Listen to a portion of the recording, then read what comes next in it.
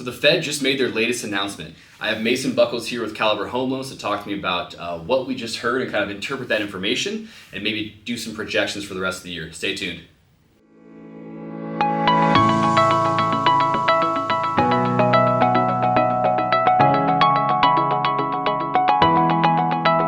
So Mason, Fed made their announcement today. They had a pretty long meeting. I caught a little bit of the end, but I want to see kind of what your main key takeaways were from the meeting. Yeah, I mean, in short, from a market standpoint, they were a little less aggressive than what was being kind of baked into the market over the last few weeks. The cliff notes, really simply, they are going to continue the taper on their bond purchase program, specifically meaning they're going to continue to end the purchasing of mortgage-backed securities, which has been the driving force around the low interest rates for the last 2 years. Mm-hmm. Expectation is that will end in March. They left their Fed funds rate unchanged. That was positive as the news was released. However, coming out of the meeting, Fed Chair Powell talked about still looking at rate hikes here in the near future, which pretty much nipped the rally in stocks in the bud quickly. Yeah. Saw that. There's been a lot of pain in both markets of late.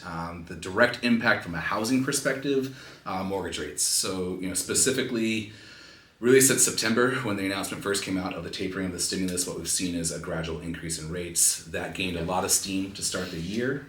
The days of sub 3% interest rates are behind us now, unfortunately. They were good times, but the reality now is what we saw to start the year was rates moving from, call it 3% to firmly 3.5 to 3.6. And with today's news, bond market itself for mortgages closed down about 60 basis points. That's easily another eighth in rate. So you're probably somewhere in the 3.6 to 3.7 range by the end of the day. So that was a big day. Yeah, absolutely. So because a few months ago at 3, and just to recap some of the Fed stuff. So back in November when they made their announcement, they were going to be doing the taper slowly but surely until about June. Right. And then there's some rumors, and the stock's been going down a little bit in the last few weeks. But this announcement, what do you think the market's going to be doing, based on the reaction? Because I know sometimes, like the last time we talked, you said that a lot of times the fear and maybe before the announcement sometimes can be worse than the actual event.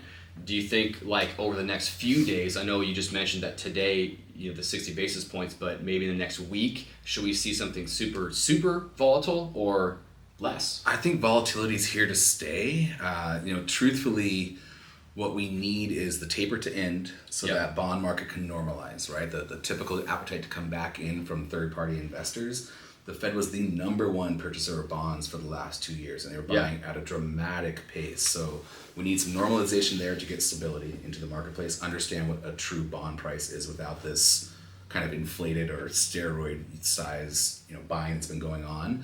And then secondly, we need them to hike the rate. Right, you're paying $4 to $5 at the gas pump. Inflation is out of control. Right, we need that rate hike to come. As painful as that sounds, you root for that because that will start to unwind some of what's been going on. Right, we're in an inflated economy. We need to see some brakes applied to what's been a rocket ship here in the short term. In doing so, hopefully that creates a little bit more stability. That allows investors to pull out some of the risk that they've been building into their portfolios and give us a more palatable price in the market. Awesome. I'm glad you brought that up. That was one of the things that I kind of caught at the end, and one of the people that were kind of summarizing was, inflation's been crazy, and it's actually worse now than it was in their December meeting. And they said that they did expect inflation to go down by the end of the year, but that these rate hikes are actually... our economy is in a position where it can actually accept that and it won't crash the market. So I think, do you agree with that and think that it's okay, they can have that happen and we still be in a good position? It might be a good thing. I think it'll be interesting to see how the first two are absorbed, right? Because they had planned for up to 4. Obviously they've waited this go around at least. We expected the first hike to occur this meeting. It did not. They've taken a little bit of a less aggressive stance. I think that is just understanding what is still a fragile economy that we have in the U.S.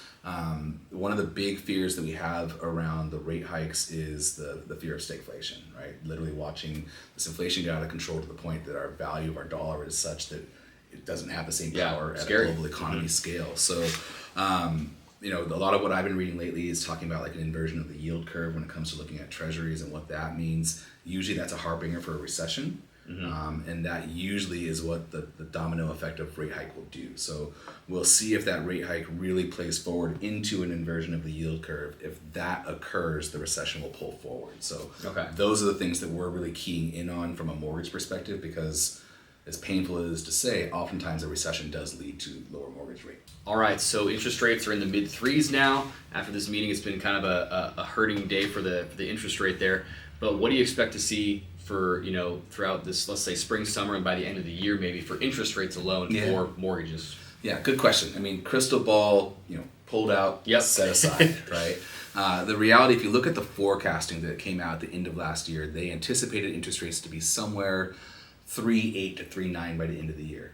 Yeah. We're butting up against that 3 weeks into the year. Yeah, that's right? crazy. So if I were a gambling man, I would say I do not expect rates to go above 4%. Freddie Mac just came out this week saying the exact same thing. They feel like rates are going to stay sub 4 through 2022 and into 2023. What we've seen is just a rapid deterioration of that bond market that has pulled those rates higher. I believe the pendulum has swung too far. I think as that risk is evaluated, it comes back and maybe rates dip a little bit over the next... Yeah, because they need to correct it. Yeah, I think there'll be a correction over the next 90 days. We'll see what goes on with the Fed. That's the big one, right? Yeah, but so, I think there's a correction coming, or at least stability, and I don't know that we go much higher from where we are right now. Okay. And it's like, I don't know the date, March 13th or something. So that next meeting with the Fed is a pretty big one. What are you hoping comes out of that meeting? Because they're going to be still one more month of tapering. Yeah, I think the expectation is going to be a hike, right? Yeah. What I'm curious about, is it a quarter or a half? Yeah. Right? That'd be a big one. Did they skip the quarter this month to bump it at a half next, right? And I think that's kind of a wait and see approach. Yeah. That would be really aggressive, and they were less aggressive than we thought today. So I hope that there's not an overcorrection there. Yeah. The big piece right now, and every year we forget about this, but like January, there's always a bit of an overcorrection from a risk perspective in the mortgage-backed security market. Rates just traditionally tick up a little bit coming out of what is typically a lower volume through the holidays. It's just been amplified by what's gone on with inflation in the bond market. So I'm hoping and I'm optimistic for stability in interest rates, potentially even a small dip. We're not going back sub 3, but I think we can firmly say we're probably somewhere 3.5 to 3.8 for the remainder of the year. Okay, cool. So yeah, so it sounds like they should, prediction-wise, like we said, kind of stay. Because right now we're in the mid threes, a little bit higher than that. It should stay kind of flat, I would say. And it might even go down potentially. I think we can dip from where we are. Okay. Because we're right now probably like 3.7. Yeah. Just based on after today. Yeah. Right. So I think we dip back down to that 3.5, maybe slightly below that. Yeah. And I think we stay sub 4 on a primary home for the rest of the year. Okay. Well, that'd be good. Yeah. That wouldn't be too bad. It's not bad. I mean, if you look at the history, right? 2016, lowest interest rates that we had, 3.46. Go back to 2012, 3.23. That was historic lows were 3.23 up until last year, 2 years, which was so crazy. Like we're talking 3.5 right? Like it's not that bad. But I guess it's painful when you're expecting 2.5. Yeah, no, it is. And I guess I would say on the real estate side, to go off of that, it's still a pretty good rate, right? And so for most people in our area, I think like you said before, some people are going to maybe get pushed out. Their purchasing power is going to be going down, and that could affect them even buying a house in general. But there's so many other factors to the real estate market, which is the supply and demand aspect of it. So we happen to be in an area where buyers are well qualified. There's lots of money here. King County, lots of money. So the person buying their $1 million house here in Issaquah, they're still going to be able to buy that with this rate increase. So I think that the demand's still there. The supply is probably going to be still low, most likely. So, I mean, for me, I'm definitely expecting a very hot spring. Yeah. We'll see how it kind of goes after that. They're forecasting 10% increase in purchase business this year. Think about it this way. You're borrowing at 4%, even with a lower than what we saw last year appreciation, targeting somewhere in the 17%. That's a 13% gain on your money. Right? Yeah. Like, it's a strong return to buy a house still. So. Yep. Yeah. Cool. Awesome, man. Well, thank you for coming, Mason. Absolutely. Appreciate you. Hope you guys found this helpful. We're hoping to do some more videos like this. If you guys have any questions, drop them down. I'll let Mason know and we can get them answered for you. And we'll see you next time.